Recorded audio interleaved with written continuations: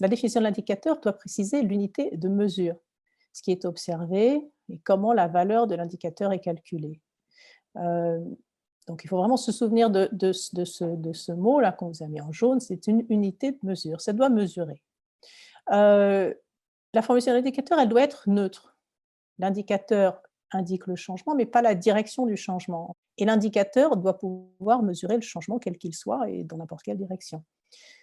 Donc, on n'indique pas dans la définition, dans la formulation même de l'indicateur, on n'indique pas de valeur cible.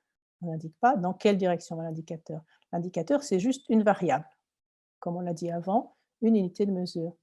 Donc, on va voir ça dans quelques exemples. Donc là, on a un nombre de mesures qui sont mises en œuvre et qui sont définies dans le plan d'action.